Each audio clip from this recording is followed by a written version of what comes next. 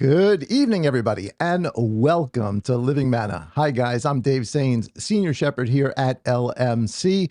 Thank you so much for joining us tonight. Of course, it's Wednesday night, which you know means it's time for Bible study. So get set, get your Bibles out. The notes are up on the on YouTube. All tongue tied here. They're both on the app and also on YouTube. You guys can download those things. This way you can follow us along. Of course, everything's going to be up on the screen as well. But if you want to print out a copy for yourself, you can do that. I was just saw the chat there for a second and hadn't heard anything about Spokane, but Brother Paul, we are lifting you up and the people in your community there. We haven't heard anything on it on the news out here, but our prayers and thoughts are with you, with the first responders, the firemen, all of that stuff, and certainly if people's homes are in jeopardy, we pray that Elohim's peace be upon them and that they are able to get out of the way and save as much as they can and put out that fire quickly. A little bit of good news. We got some encouraging news about my mom today. So thank you for everybody that's been praying for Sister Sandy. We appreciate that. Unfortunately, on the opposite side of it, my eldest son, David, is in the hospital. He's been there, I think, for 2 days now. His back is really bad. It takes right after David Sr. His back is really bad. So he needs prayer. He's going through a lot of pain and trying to struggle through that and get some answers. So please lift him up in prayer. Of course, just, Sister Ida, she's still in the hospital. And actually, I think she's gone to sort of a recovery place. So pick her up and lift her up in prayer as she begins to mend and heal from the accident. All sorts of stuff, crazy stuff going on all over the world, all over our family, our LMC family. But for a few minutes for tonight, we're going to get our minds sort of off of that stuff. We're going to jump into Elohim's word. Before we do that, just to make mention to everybody, if this is the first time you're hanging out with us, please subscribe, hit the thumbs up if you enjoyed the message, hit the bell so you'll be notified each time that we do go live. Share this out with somebody if somebody's looking for this type of a Bible study, certainly get it out. It's a great way of evangelism. Download our app if you haven't downloaded that already. You can be caught up on all the different things that we do here at LMC. And we look forward to hearing from you. And if you're ever in the metro area, Connecticut, Jersey, the 5 boroughs, come and visit with us. We would love to have you hang out with us on a Shabbat weekend. All right. So with all of that stuff, let's jump into this for tonight. The title and the topic of the message for tonight is called "The Purpose of Yah." Now, I was a little dilemma on trying to give a title for this one tonight, and you'll see the purpose of Yah absolutely fits. You'll see as we go through it. But I was actually thinking of titling this "The Most Unsatisfying Bible Study Ever." And you'll see why by the end of this. No, hopefully it's not going to be the most unsatisfying Bible study ever, but you'll see why that title kind of fits as we go through some of our scripture for tonight. So when we get to it, let me see in the comments if you agree that when we get to the unsatisfying part, you're going to realize, yeah, it's pretty much unsatisfying. But with that said, guys, let me change the screen here so that it's a little bit bigger for you guys if you're watching on your iPhones or iPads. Let's see. Okay, let's jump right into this. Like I said, the title for tonight is "The Purpose of Yah," the purpose of Yah. And let's go right into our first slide for this evening. All right, so just, especially today, we are a type of people. And I say people, certainly, I mean Americans, but even beyond America, just the cultures of today, in the first world cultures of today, we want answers for everything. I mean, we want answers for everything. Today, you want an answer for something, you can just, whip out your phone and go to Google or DuckDuckGo or what X or whatever it is, and AI, Grok and Gemini and ChatGPT, and a world of information is literally at our fingertips.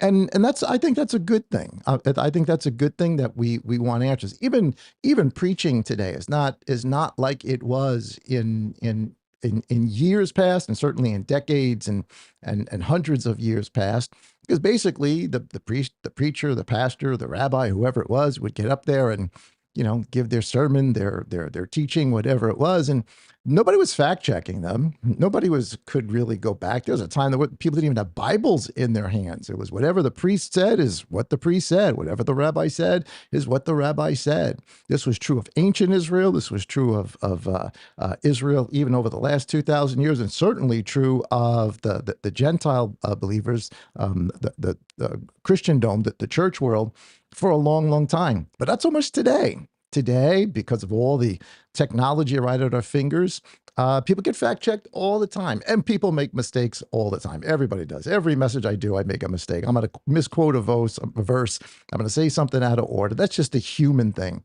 But people like to make sure that they remind me of that. And just anybody makes a mistake. There are people just quick to jump on that. But knowledge is a good thing. Here's Daniel chapter 12 and verse 4. It says, "But you, Daniel," this is after all the visions of Daniel before, as Daniel is now going to have the book closed. It says, "But you, Daniel, hide the words and seal the book until the time of the end. Many shall diligently search, and knowledge shall increase." Now, in one sense, I think it's talking about biblical knowledge, the knowledge of all of the prophecies that were given to Daniel. People will begin to understand them. But that he's talking about the end days, and in conjunction with now the understanding of Elohim's word that we have today, which is light years from, almost the last 2,000 years. Maybe the only other time that we probably couldn't be compared to is the knowledge that Messiah had. Outside of that, they were men that were limited in what men do. But now, as things have gone, not only has our biblical knowledge grown, but our knowledge of everything has grown. Here's just a couple of statistics for you guys. I thought this was neat. Actually, I heard a more up-to-date one. I'll give you the numbers, but this is on your notes there. This is the rate of the human knowledge and how fast it takes to double, how fast we double the sum total of knowledge of the planet, starting all the way back in the first AD. So this is even before Messiah, right? Even before the cross and everything. It roughly prior to 1 AD, the sum total of knowledge for the planet doubled every 1,500 years. I mean, talk about slow learners. That's slow learning.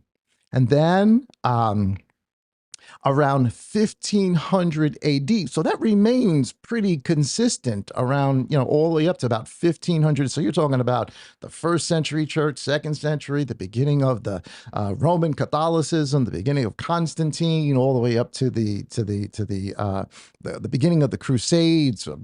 Islam is here, Tilda the Hun, all that stuff is going on. But still, by 1500 AD, knowledge doubled on the planet every 250 years. Now, that's a lot. We're celebrating America's 250th anniversary July 4th, right? Where we've been here for 250 years.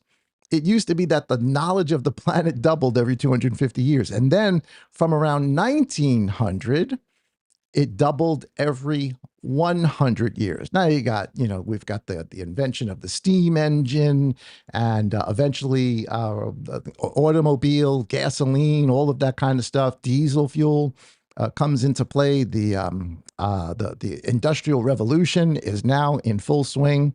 So we get to about 1950. In 1950, but by the time of 1950, now the sum total knowledge of humanity doubles every 25 years. So obviously you can see it's getting, the time frame is getting shorter and shorter, and obviously the sum total of knowledge is getting bigger and bigger. Around 1980, which I'm sure every one of us, we can think back and remember to what hairdo we were sporting, the flock of seagulls and the jeans and all the rest of that, the crazy colors. In 1980, the sum total of knowledge doubled every 12 to 13 months. This is the beginning of Apple. This is the beginning of, remember way back then, you've got mail. Remember that? You'd remember when you used to get online and you'd hear that sound, that grinding sound of going going online. Of course, now we don't hear anything today, but we still remember that. We lived in a time when the human knowledge doubled every 12 to 13 years. By the time you get to 2010, estimates range from every 12 hours to every few days in certain digital domains. And it's probably, this is all the way up to 2010. It's probably even more than that now. Parachute pants. That's right. Parachute pants. I remember those. In certain digital domains, every 12 hours to every few days, I've seen from 12 hours to up to 3 days, the sum total of knowledge doubles. We are definitely living in a time when, in fact, many are searching diligently and knowledge has increased. And yet there has always been this hunger, especially amongst believers, amongst people who call on Messiah. We very, very often, we want to know everything about God, everything we can understand and know about God. But even that statement in and of itself, I think falls short, because we're talking about trying to wrap our finite minds around an infinite being. And I think there's only so much we can know about Yah. When I say Elohim, I mean Yah, I mean Father. There's only so much that we can actually know about him. Now, I know somebody's going to say, and rightfully so, but that's what Messiah came to do. He came to express Father to us. Absolutely 100% true. Here's John chapter 14, verse 9. It says, Yeshua said to him, have I been with you so long? This is there at the night before the crucifixion. Have I been with you so long as you have not known me, Philip? He who has seen me has seen the Father. And how do you say, show us the Father? Obviously, Messiah is the personification, the character, the love, the compassion, the information giver, the living word of Elohim given to humanity. So there's that. There's absolutely that. But I'm putting that aside just for a second, because not only is there that, which tells us, yes, we can have a knowledge of Elohim, and we're supposed to have a knowledge of Yah. We're supposed to understand, but we are still limited by this, the flesh, right? There's what we know now, and the limits of that, and then there's what we are going to know when we actually see him, right? When we're actually there, when our minds are not limited by this flesh that we live in. And Saul talks about this, and he brings up a really, really controversial bits of information that have been talked about for a long, long time, argued over, because I think what happens very often within the religious world, we want answers for everything. We just absolutely do. We want to be able to, and it's rightfully so, to give an account of our faith. We should be seeking answers, but there's some things that are just, they're tough to wrap our minds around. And this is going to be one of those. Like I said, this is going to be unsatisfying by the time we get to the end of this. But here's Romans chapter 9. Just listen to a couple of these words. This is what Saul says. He says, what shall we say? Is there unrighteousness with Elohim? Now, I want you to notice this. I've made this point before. Let me show you again. And Saul does this all throughout the book of Romans. He'll ask a question, right? As he's playing two parts. He's playing the probably a bad way of saying it. He's playing himself, and then he's playing the devil's advocate, right? Or him and a student, because he's writing to Rome, but he's never been to Rome. He's writing to people he doesn't know, he hasn't really met.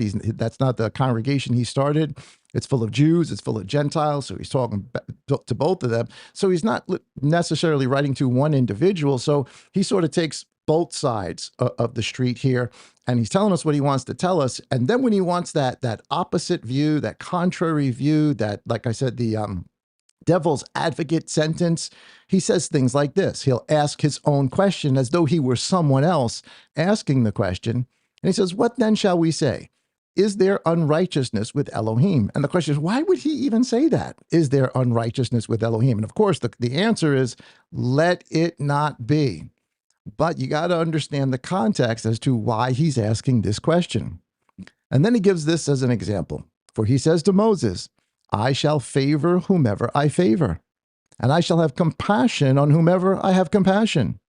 So then it is not of him who is wishing, nor of him who is running, but of Elohim who shows favor. For the scripture says to Pharaoh, for the same purpose I have raised you up to show my power in you, that by my name, and that my name be declared in all the earth. So then he favors whom he wishes, and he hardens whom he wishes. Wait a second. He's telling us Pharaoh was raised up for the purpose of being destroyed? Yeah, that's kind of what he's saying. And he tells us he favors who he favors, and he hardens who he hardens. You shall say to me, here it is again. So he's playing that devil's advocate one more time. Here it is again. You shall say to me, why does he still find fault then? I mean, if he's raised up Pharaoh for that purpose and obviously can raise up others for destruction, well, then, who are we? We can't resist his will. You're destined to whatever. He says, but who are you, O man, to talk back to Elohim? Shall that which is formed say to him who has formed it, why have you made me thus? Does not the potter have authority over the clay, the same lump to make one vessel for value and another for not for value? So really, this comes down to the idea of predestination and choice. This has been sort of the argument that's been going on within the religious world for the last, 1800 years. Is our standing in Elohim our choice, or is our standing in Elohim something predestined by him? Because if he can harden who he hardens and soften who he softens, if he can give favor to who he wants to give favor and not give favor, like the devil's advocate question, so then who can resist his will? And of course, there's two different schools on this, and they've been fighting over this for forever. This idea: are we predestined? Or is this all about choice for us? Is this up to us? Because if it's predestined, then people say, well, then, you know what? Then I'm either going to believe or I'm not. I'm either going to walk them or I'm not. And if I'm not, then you know what? Then I might as well just live the way I want to live because I'm a pharaoh. I'm going to get crushed in all of this anyway. All right, that's fatalism, but leave that alone just for a second. But if that didn't mess you up, that's not that's messed up the church for a long time. But that's only the ending of the book of Romans. Here's the beginning of the book of Romans, because he gives a couple of examples of this. So this really starts off with Israel and their rejection of Messiah. And he's telling the people in Rome that it was necessary that a bulk of the leadership reject the Messiah. And as history goes on, even though there are many, many people who did accept Messiah within Judaism for the first, like I said, I've said before, 150 years, it is predominantly Jewish. But as time moves on, the leadership of Israel gets more and more and more control. The scattering of Jerusalem, the destruction, all of that stuff happens, and Jews fall in out of favor with all of Rome. And as the numbers dwindle of Jewish believers and the numbers increase of Gentile believers, this is the conversation that begins to ensue. Why did the Jews fall away? And even Saul's dealing with it here. And he's given us an answer for that. So here, in dealing with the idea of how the Jews, at least in his time, the leadership began to fall away and how that increases up to where we are today, Saul says the following: I speak the truth in Messiah. I do not lie. My conscience also bearing me witness in the set apart spirit, that I have great sadness and continual grief in my heart. For I myself could have wished to be banished from Messiah for the sake of my brothers. So he's just basically saying he sees, how many of the leadership have fallen away, and he doesn't want that. He wants his people, Israel, to come to faith. He says, my relatives according to the flesh, who are the children of Israel. Notice he's not just talking about the Jews here. He's talking about this. He means the whole house of Israel, to whom is the adoption and the glory and the covenants and the giving of the Torah and the worship and the promises, whose are the fathers, and from whom is the Messiah according to the flesh, who is over all, Elohim blessed forever. So he's telling us about the status of Israel and yet, and what their status is, and all the wonderful things that were given to them. And amongst those things that were given to them is, of course, the Torah, the worship, and this, the promises. We're going to get into a little bit of what that actually means for today. So, amen. And then this word, however, however, however, it is not as though the word of Elohim has failed, because he's talking about how many of the Jews are falling away, how many synagogues, when he goes to preach, don't want to hear this stuff. And he's saying, even so, what the promises Elohim gave to Israel, even though it seems like so many have fallen away, does that mean that Elohim's word has failed, or that his promises have failed, or that his covenants have failed? And of course, again, he's sort of asking a question. It's not as though the word of Elohim has failed. It hasn't. Even with that going on, even with the rejection of the Pharisees and Sadducees and the death of Messiah, the rejection afterward, going after the Netzarim, going after the people of the way, going after these Essene communities, going after these new believers, excluding the Gentiles, all of that stuff's going on. And yet he's telling us, even with all of that going on, Elohim's word has not failed. Then he says, for they are not all Israel who are of Israel. Neither are they children, because they are the seed of Abraham. But in Isaac your seed shall be called. So he's telling us not everybody that's actually come from the house of Israel, all the 12 tribes. Specifically, he's talking about Judah, because that's the Israel of his day. Just because you come from Judah does not mean that you are a child of promise, he says, because in Yitzhak your seed shall be called. The covenants and the promises wind up being given through Abraham to Isaac. He goes on to say, that is, those who are the children of the flesh, these are not the children of Elohim. He's saying your birth, your genealogy is not the issue here. You don't get to be part of the family of Elohim because of your genealogy. Messiah says something very, very similar in the Gospel of John. So one more time, he says, that is, those who are the children of flesh, these are not the children of Elohim.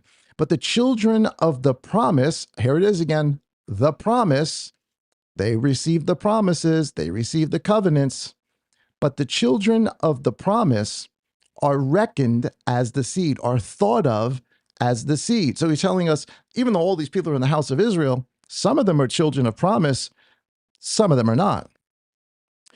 It goes on to say, for this is, here it is again, this is the word of promise, put it in blue there so it pops out. For this is the word of promise. This is what was said. So we're talking about the promises. This is the word of promise. At this time shall come, and Sarah shall have a son. And not only so, but Rebekah. So he's going from Sarah now to the story of Rebekah, having conceived by one, our father Isaac. Yet before they were born or had done any good or evil, in order that the purpose of Elohim, what is the purpose of Elohim? The promise of Elohim. The promises of Elohim are the actual purpose of Elohim. Keep that in the back of your mind. We're going to get more into that in a second. In order that the purpose or the promise of Elohim, according to choice, might stand not of works, but of him who calls. We'll get into that in a second. It was said to her, the greater shall serve the lesser, as it has been written, Jacob I loved, and Esau I hated. I can't tell you how many people have asked me about that verse. How can God love and also hate? What shall we say? And there it is, being that devil's advocate again. He's playing that devil's advocate. What shall we say? Is there unrighteousness with Elohim? Because if he's saying one he loved and one he hated, isn't that unrighteous? When we think of it on a human level, for us to both love and hate or anger or malice, these come with negative and unrighteous emotions in us. But Elohim is not a man. Elohim is not, Yah is not a man. He's not us. While in Messiah, we may understand him better, Yah, Father, is not a man. And those are earthly understandings that are limited in a very in this flesh package that we have. this limited in time life that we live to try to understand an eternal being. But his answer again is, what shall we say? Is this unrighteousness? And of course, he answers the question just like he always does. Let it not be. So how can it not be? Well, let's break this down a little bit. Here is the dilemma. The purpose of Elohim, or the promise of Elohim. They could synonyms to each other. So here's the purpose or the promise. Now I think we just talked about this, I don't know, maybe last week or the week before. The promise, the purpose of Elohim is the blessing to Abraham. This is calling Abraham out, bringing him to a land where that's going to be given to him and to his ancestors. The Canaanites had taken over. It was always so. People say this all the time. The Jews are even today. The Jews are stealing the land, or the Jews went into Canaan with Joshua, and they stole the land back then from the Canaanites. No, actually, all of that land was given by Yah to the Semites, and the Canaanites took it.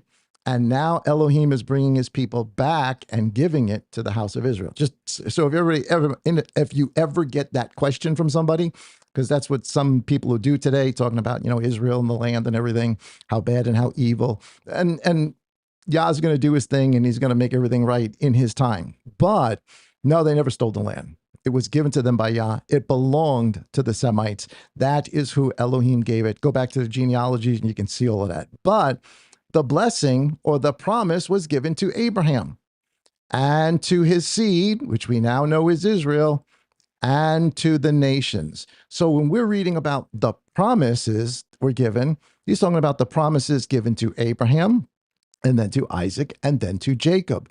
The promises of a seed, the promises of a son, the promises of the firstborn inheritance, the promise of the land, all of that, all of those are the promises. So the promise was that he would have a seed, Israel. But now Saul's saying, yeah, but Israel, a lot of them believed, but a lot of them rejected. And now as time has gone on, more and more and more and more are rejecting.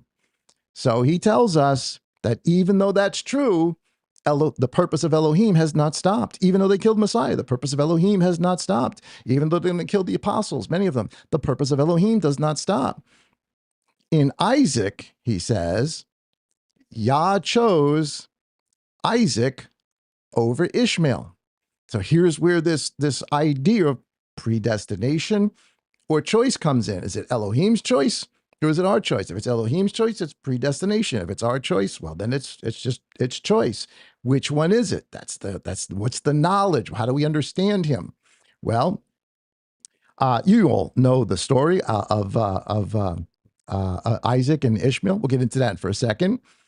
Then he tells us about Jacob I loved, Esau I hated. The story of Jacob and Esau. Very, very similar to Ishmael. Not exactly, but similar to Ishmael and Isaac. And here again, it tells us Elohim chose. Elohim chose Jacob over Esau, except this time it tells us that he chose them in the womb. We'll get into that in a second. At the end of all of these examples, that is Abraham, that is Israel, Abraham, Isaac, and then Jacob, he says this, for he says to Moses, I shall favor whomever I favor. It's my choice. And I shall have compassion on whomever I have compassion. That's a dilemma. That's how is that so? How can that be so? And yet we be where we are today. Well, here's some of the answers to it. Here's some of the things that Saul says. With regards to Jacob and Esau, he says, yet before they were born or had done any good or evil, and here it is, in order that the purpose of Elohim, which was given all the way back here to Abraham, the purpose or the promises given to Abraham, before the boys had done, Jacob and Esau, in the same womb, before the boys had done any good or evil. So this isn't about the choices that Esau and Jacob make. This is about the choice Yah makes. It says, according to choice. There it is, according to choice. might stand, not of works, but of him who calls. Then he goes on to say, with regards to um, Ishmael, and verse 16, so then it is not of him who is wishing, nor of him who is running, but of Elohim who shows favor. Then, with regards to Pharaoh, for scripture, that's not Esau, that's Moses. Verse 17, he says, for the scripture says to Pharaoh, for this same purpose I have raised you up. Wait, Pharaoh, he's telling Pharaoh, I raised you up. You were created for this. I made you for this. For what? To destroy, to show my power in you, that by my name, that my name might be declared in all the earth. And there's where it goes. So then he favors whom he wishes, and he hardens whom he wishes. So all these examples, Abraham, Israel, Isaac, Jacob, Moses, and now Pharaoh, are sort of the points that he gives us, the summary of the stories to get to an end result. Is it predestination or is it choice? Let's delve into this a little bit more. Predestination or choice. So in the story of Abraham, you guys know this, I'm not telling you anything new. Abraham and Isaac, Abraham, Ishmael, and Isaac. Abraham is given the promise, the purpose of Elohim, to bless Abraham, to create a seed, to bless the nations. That's the purpose. That's the promises. So we know that before Isaac actually is born, that Sarah and her husband come up with a plan, sleep with Hagar and have a child, and they do, and Ishmael is born. And yet when Ishmael is born, the verse that Saul quotes in the book of Romans is, in Isaac your seed shall be called. Now he's quoting Genesis chapter 21, around verse 16. But when you read it in Romans or any other book, a verse there, go back to that book and read some of the verses before and some of the verses after. And it sounds like here he's picking Isaac in neglect of Ishmael, but that's not exactly so. Even though Ishmael gets kicked out, he's not the son of the promise. He's not the son of the purpose of Elohim. Isaac is. And when you go back to Genesis chapter 21 and verse 13, it says, and the son of the next verse, and the son of the female servant, I also make a nation. That's Ishmael, because he is your seed. He's just not the seed of the promise. You can belong to Abraham. You can be the seed of Abraham, which is the whole story with Israel. They are the seed of Abraham, but that does not make them the seed of the promise. That's what he's telling us. That's what the story of Abraham and Sarah are about, the Abraham, Isaac, and Ishmael. So the lesson in all of this, at least one lesson for tonight, is that Abraham and Sarah, in and of their own efforts, could not bring about the purpose of Elohim. The only one who can bring about the purpose of Elohim as given to Abraham is Yah himself. That's the lesson that's being taught here. Their efforts did not bring about the purpose. It brought about a seed, his seed, and Elohim was going to make them a nation, but he was not the son of the promise. Take your son, Isaac, your only begotten son, and take him to Moriah. That's Genesis chapter 22. All right, moving on. So the idea here is Israel also could not bring about the purpose either. They knew what the purpose was. Messiah was coming. They were waiting for Messiah in that day. So many prophecies pointed to Mashiach coming at that time from Daniel and others. The thing is, in the Judaism of that day, they had an expectation of how Messiah would come, what he would be when he would come, this great leader, this great political entity that would kick Rome off, the boot of the Romans, or the sandal of the Romans off of their neck. They had a preset determination and ideas and a vision for what the coming Messiah would look like, but they could not bring about the purpose of Elohim, which only comes by Elohim, not by our own efforts, not by our genealogy, not by our position, not by our religion. So these set of parameters that they had of the coming Messiah, when Messiah comes and he doesn't fit their parameters, they miss him. Now, I mean, just think about it. First century Judaism, if Messiah is going to come in their minds, he's not going to be born or come from a place called Nazareth. There's no Messiah. In fact, they even say that in the Gospels. No Messiah comes from Nazareth. Who comes from Nazareth? That's them up there in Galilee. If Messiah is going to come, he's got to come from somewhere around Jerusalem. In fact, they know in the scripture he would come from Bethlehem. And this would be something he would obviously, if he's Messiah, he would obviously come to the priests because they're the ones with all the clout and they're the ones with all the power. Obviously, he would come to us for us to confirm who he is to all the people. See, they had all of these different expectations of his coming. So when Mashiach actually does come and he doesn't fit any of their expectations, well, then we realize they're going to begin to realize at some point that their efforts or their understanding does not necessarily make or mean that that's how Elohim's going to do something. Just because Abraham and Sarah had an understanding of how to bring about the seed, that was not the purpose of Elohim. Elohim does this, and of course, their understanding failed. I think we do the same thing with the second coming of Messiah. Today, within the modern world, we have expectations of what that will look like, expectations of what he must do and when he's going to come and what's going to happen. And I think most of them are going to get blown out of the water, because there are expectations. He's going to come and he's going to do exactly what he said he was going to do. The wisdom part here, the knowledge part is to understand what he actually said and not put our own expectations on it. All right, so that's Ishmael and Isaac and Israel as to why they missed Messiah. This is really what chapter 9 is about in Saul. So now it gets a little bit tricky here. It's a little bit different. This is Jacob and Esau. And the verse that Saul quotes in Romans is from the book of Malachi. Jacob I loved, Esau I hated. Now he also quotes when Rebekah is told that, there are going to be two nations in you, and the older shall serve the younger, which is out of order. That's not the way it goes. The firstborn is supposed to be the one. This is not right culturally. So when you go back to Malachi chapter 1, verse 2 and 3, the verse that Saul quotes, here's what it says. It says, the message of the word of Yahweh to Israel by Malachi. I have loved you. Now, this is a letter to the priest. We're going to get into this a little bit. I don't know, maybe starting next week, we're going to start talking about Malachi, but it's basically a letter to the priesthood. This is after the second temple is built. They're still doing things, they're still going wonky already by the time of the second temple.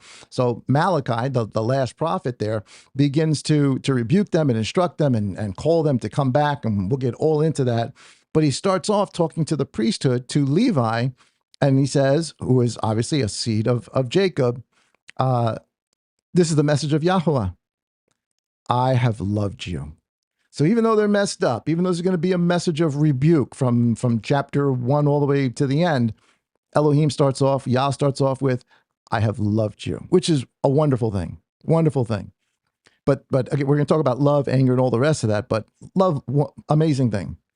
But he says, but you asked, in what way have you loved us? Because if you understand historically what's going on in the time of Malachi, the tithe isn't coming in. The people aren't tithing. And even what the priests are giving on the altar is subpar.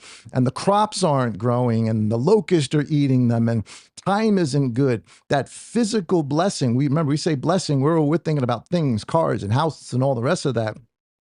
Blessing meant the rains come. The blessing meant the crops grew. And those were the blessings, and those things were not happening. So here's Elohim giving them instruction about those obvious physical things that are going on around them and why it's going on. But before he rebukes them, he says, I loved you. I love you. So they're asking, how do you love us when everything's so bad? How do you love us when there's no rain? How do you love us when there's no spring rain? There's no fall rain? How do you love us when the crops are dying? How do you love us? What kind of love is that? So Elohim answers, was not Esau Jacob's brother? Let me get rid of some of these lines here. Was not Esau Jacob's brother? Declares Yahweh. And I loved Jacob, but I hated Esau. So how did Elohim love us? He picked us, because if he picked Jacob, and all of them at some point come from Jacob, and they're in the position they are in now as priests, he's saying, that's how I loved you. That's how I loved you. They were both in the womb. Neither one did anything. And I loved you. And through Jacob, you are here. And then there's this comparison: Jacob I loved, Esau I hated. Elohim's love and hate is not the same thing as human love and hate. He says, and I loved you, but I have hated Esau. I have laid waste to his mountains, and his inheritance is for the jackals of the wilderness. And yet, the decision of all of this was made in the womb. That's what Saul just finished telling us. This happened before Esau did anything, before Jacob did anything. So we could reason, if we're going to just, reason as human beings, because we want answers for everything, we could say, well, maybe, and because he's Elohim, he's Yah, maybe Yah knew who Esau would wind up to be, and he knew who Jacob would wind up to be. And so that's why he picked Jacob, and that's why he didn't pick Esau, even though Esau was the firstborn, because he winds up, of course, coming out and rejecting his inheritance, selling it, and then ultimately losing it to Jacob in deception. But he loses it nonetheless. Now, we could imply that, and those things could be true, but none of those things are expressly said in the text. You could imply some of those things, but none of that is expressly said. What Saul expressly does say is that this decision was made before either of them had done good or done evil. There were no actions yet, and yet the decision was made. That's a little bit tricky. That's different than Isaac and Jacob. Similar in some ways, but that's a little bit different. So what are we talking about? Elohim picking, choosing, or the decisions of Jacob and Esau? The lesson here becomes the choice of the purpose, and how it comes about is Yah's, and Yah's alone. Very similar to the first one. Abraham and Sarah could not bring about the purpose. The purpose could only be brought about by Elohim. How he's going to bring the purpose, the thing promised, is on him. And it's not on us. It's nothing we can do to make that happen. All right, so the next example he gives is, and this is like I said, this is a natural human question. It really, really is, because the question that Saul acts as the sort of the devil's advocate is, so what then shall we say? If Isaac didn't do, if Esau didn't do anything bad yet, and Jacob didn't do anything good yet, and Jacob winds up to be a deceiver, and how can we say? Shall we then say, is there unrighteousness with Elohim? Good question. I think that's probably a question all of us would ask. As you begin to read Romans, you begin to read the story, it should be a question that we ask. Wait a minute, because to us, to human beings, that's not right. That's not right. Esau was the first guy, right? He was the firstborn. By rights, he should have got it. Jacob deceives, and he got it. Why did Elohim? Because I loved you. Elohim made a choice. Now, as I said before, whether it's hate, love, anger, wrath, those are human words that reflect human emotion, because we can feel all of those emotions that are trying to give us an earthly representation of the emotion Elohim has. But the emotion that Yah has is not the same as ours. Yah can hate. Yah can love. Yah can be anger. Yah can be filled with wrath. Yah can be envious or jealous. But that does not make him unrighteous. Let it not be, Saul says. However, lots of those things in us make us unrighteous because of the things that we do when we feel those emotions. We're not Yah. And Yah is not human. He's not us. A father, we're talking about. Father is not us. So when we're talking about his hate, his love, his anger, his wrath, it is to bring about Yah's righteous purpose. It is not out of sin or unrighteousness that he does those things. In fact, it's quite the opposite. It is actually about righteousness. So when Saul asked the question, which he should, which I think all of us should, so you read this, and you're like, wait a minute, you're telling me that means that there's unrighteousness in Elohim. Well, if we judge him by our standards, we would say, yeah, of course there's unrighteousness in him, but he's not us. So we cannot judge, first of all, don't judge Yah, but you cannot judge him by our standards. And now comes the curveball. If that's not weird as compared to Ishmael and Isaac, now Jacob and Esau, now here's the curveball. Now Saul says this, and he's talking about Moses. He's talking about what Elohim says to Moses, that I will have favor upon whom I will have favor, and I will have compassion on whom I have compassion. He's telling Moses, I'm going to do what I want. So go back and read where this comes from. This is how Saul, this the verse Saul uses in the book of Romans. Yes, whoever's asking that, we do have Shabbat service in person, guys. Somebody can give them the information on the chat. But thanks for asking. We appreciate that. Redeem 3265. Peace to you. Shalom. So here we go. So when he quotes this, he's actually quoting Exodus 33. This is where Moses is in conversation with Elohim, and eventually he winds up seeing Elohim as he passes by. So read this for context as to why these verses are given by Saul in this context and talking about Moses. This is Exodus chapter 33, verse 18. This is Moses to Yah. This is after the whole golden calf, all the rest of that. Then he said, please show me your glories. This is important.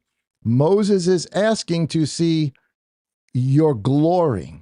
Right. So sometimes I guess we read it in our English context, and we're just he's going to see the brightness and everything, but it's so much that he puts Moses in the cleft of the rock so that his glory doesn't kill him. No, that's not actually what happens. Moses asks to see the glory. Elohim or Yahweh, Yahweh said, Father says, now, this is me putting the PDP in there. No, I'm not going to do that. I'm not going to do that. And there's a reason why, because if you read on, if I were to show you my glory, you'd die. You just be burnt up. So he says, what I will do, of course, is me embellishing here. What I shall do is I shall cause my goodness to pass before you. Not my glory. You can't see my glory, but I'll let you see my goodness. And you can only see it from behind. Of course, you can see the little rendering there because Moses in the cleft of the rock, and he sees not the glory, he sees the goodness. So whatever the goodness is, it's not the glory. I'm sure it's mind-boggling, crazy, but it's not the glory. It's not Yah in all of his glory. So Moses wanted something. He asked for something. Please show me your glory. But he got the goodness, which was, I'm sure, mind-boggling. And then he says, and I shall favor him whom I favor, and shall have compassion on him in whom I have compassion. Saul, Romans 9:16 says, so then it is not of him who is wishing, nor of him who is running, but of Elohim who shows favor. So what is the story of Moses teaching us about this idea of choice or predestination? Well, he's telling us that whatever Elohim chooses to show us, if he chooses to show us his glory, hopefully we're in a glorified state and we can see it. But it's not about the one who's asking. It's not about the one who is wishing, nor is it about the one who is running. He's talking about those who are it's not about that. Yah will give to each one of us what Yah chooses to give to each one of us, his choice. The purposes of Yah. Yah determines the extent / our place in his purpose. Moses wanted one thing. he got another. And I'm sure he was happy with what he got. And there are things I'm sure we all want. And then there are things that we get. And we've got to walk in those things and know that Elohim shows favor to who he'll show favor, and compassion to who he's going to have compassion. So that's the one side of the coin, but that's not the only side of the coin, because the next thing that Saul says is this about Pharaoh. So there's the Elohim, Yah showing the compassion. Now there's Yah showing the other side of the coin. That's not good. And just like one is about choice as to what he will do, so is the other. Exodus chapter 9, verse Exodus. So Saul is quoting this, and for this reason, I have raised you up. This is what he says about Pharaoh. Pharaoh was chosen for the position that he has. Now, I've done this, for so many years prior to understanding what we understand now in Yah. It has always been sort of the idea, the teaching, the knowledge that the world, the religious world around us is seeking, is that, well, Yah didn't actually harden Pharaoh's heart.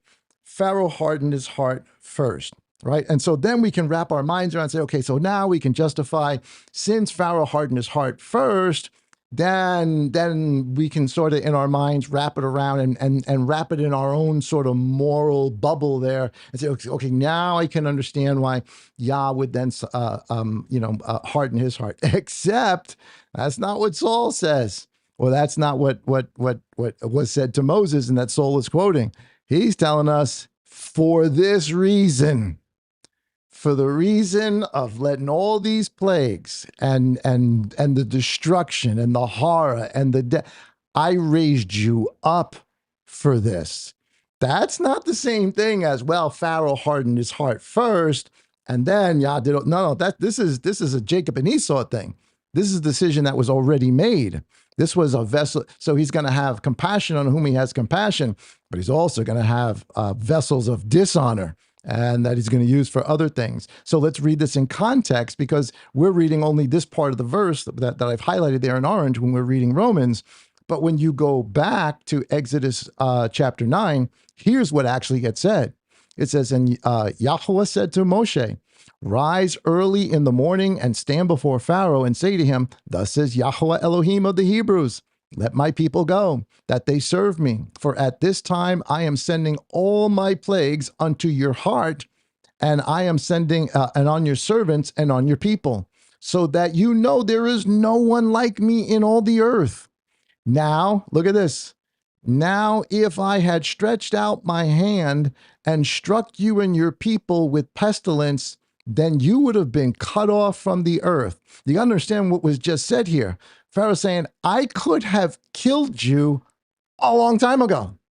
I could have wiped you out a long time ago. I didn't.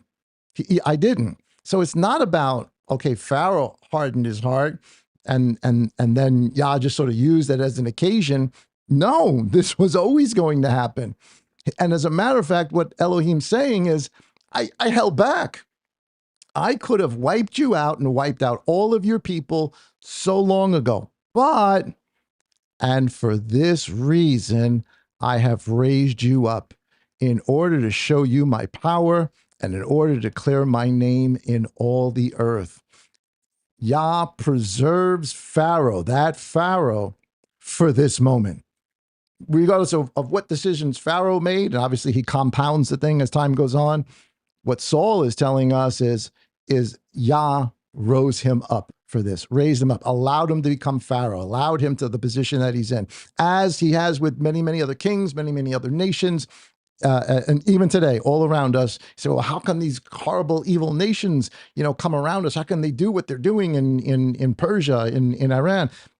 Yah raises people up for that, because it serves his purpose. It serves the bigger story. It's nothing that we can do. So Yah hardens hearts for his purpose. He shows favor on whom he'll show favor, but he also hardens hearts for his purpose as well.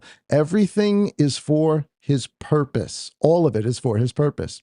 Okay, we're winding down here, so let's get let's get to this. So I said this is going to be a not so satisfying study, and hopefully it is interesting. But here's the not so satisfying part, because when I really first began to wrap my mind around this, you read this and you're like, ah. You know, you get the build up, you got this build up of all of these great stories and things, and you finally get to the part. It's like, okay, now he's gonna give me the whole answer to this, and you're like, oh man, that's the answer. So here it is. So devil's advocate again. Saul says, so after hearing the thing about Moses and the glory he wanted to see and what he actually got, and then hearing the thing about Pharaoh, the wrath that he got, and yet he was raised up for this, then he says, and I think we would probably all ask this question, then you shall say to me, why does he still find fault for who has resisted his counsel? He's referring to Pharaoh. So, you know, why does Pharaoh get bad billing? Pharaoh had no choice in it. This is the devil's advocate question that he's saying. So the answer that we're hoping for, because if he's asking, so then, because this goes right into the debate that's been going on forever, predestination or choice. See, because they're saying if it's predestination, who can resist his will? It's just going to happen. It's going to happen. There's nothing you can do about it. Or if you are it, you know, he's going to give you his favor according to the measure of the favor he wants to give you. There's nothing you can do about it. So why does he find fault? Who can read? So we're expecting, this is it. This is the answer. And here's the answer that Saul gives to the devil's advocate questionnaire, which is himself. But who are you, oh man, to talk back to Elohim?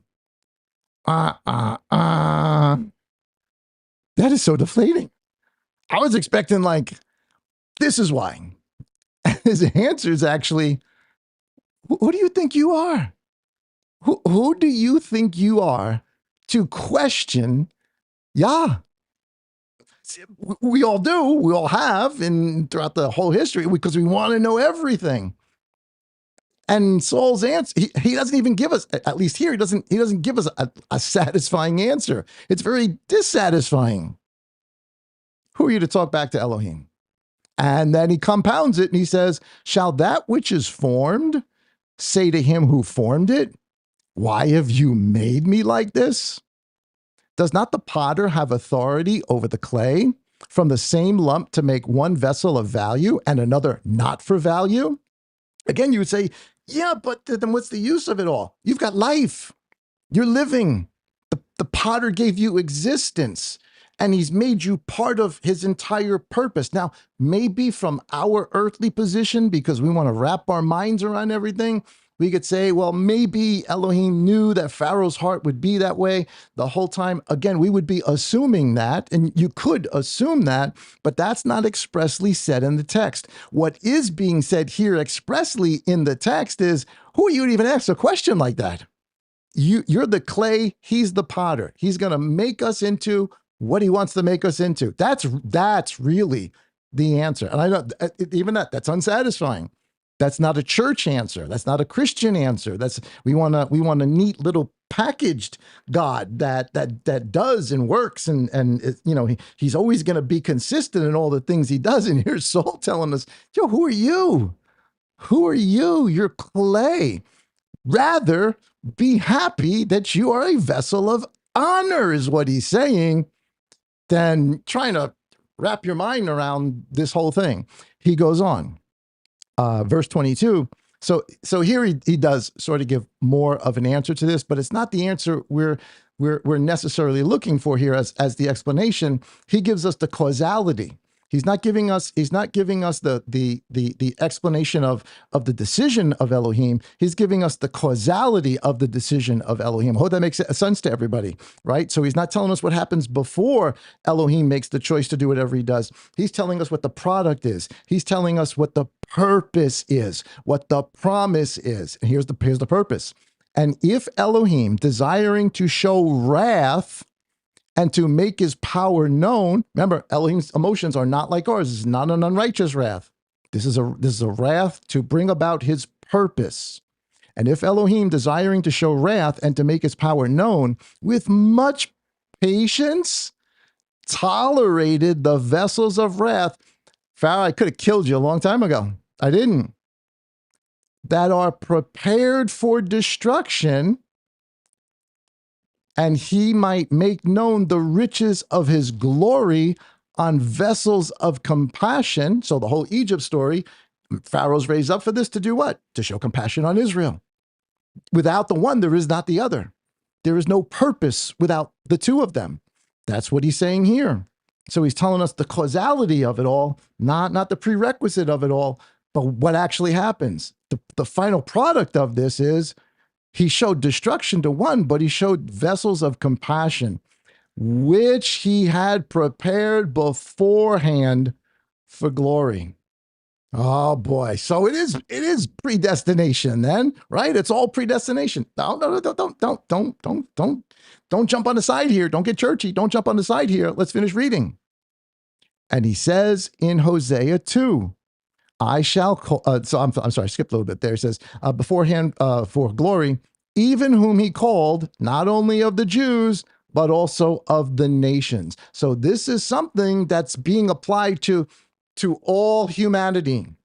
Started with Abraham, to Israel, and now it's being applied to all of us. So the rejection of Israel, he's telling us, like the rejection of Pharaoh brings about the rejection of Pharaoh brings about the salvation of Israel. The rejection of the leadership of Israel brings about the salvation of these now vessels called to honor among the nations and among the Jews. You cannot have the one without the other. This is just part of the purpose of Elohim. We only see the end product of it. We only see now, as Saul says, dimly through a mirror. We're only seeing the end product of it. Maybe when we get there that day, we'll see the whole thing. But he says in Hosea 2, he says, I shall call them my people who are not my people, and her beloved who is not my beloved, meaning of the nations. And it shall be in the place where it was said to them, you are not my people. They shall be called sons of the living Elohim. And Yeshayahu cries out on behalf of Israel. Though the number of the children of Israel is as the sand of the sea, the remnant shall be saved. So two things here. He's saying to those who have never been his children, the nations, they're now going to start to become his children.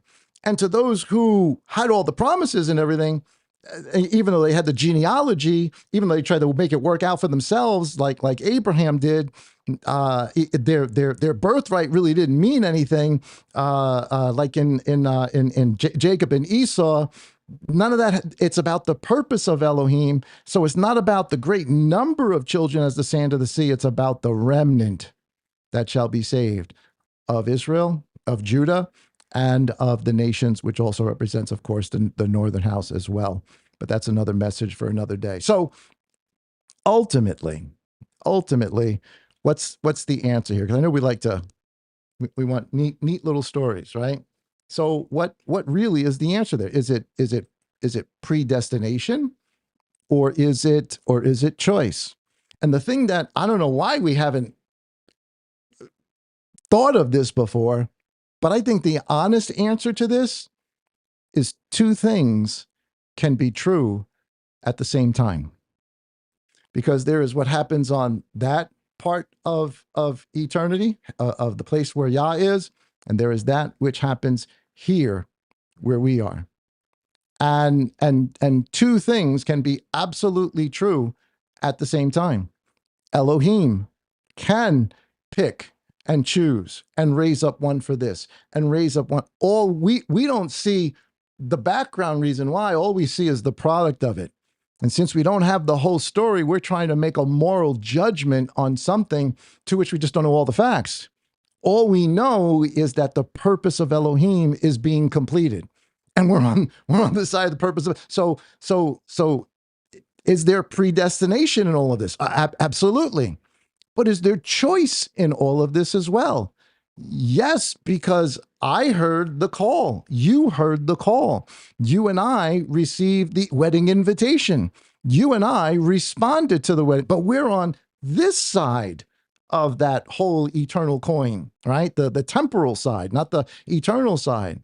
For us, it's choice. We made a choice. And in that choice, we will all receive a certain amount of favor and a certain amount of compassion to receive things, to not receive things, to do things, to grow, to learn, to understand, and all of those wonderful things. But in the grand scheme of the purpose, he's foreordained all of this before the foundation of the world. Some vessels for dishonor, some vessels for honor. Ultimately, I think what Saul says is absolutely perfect.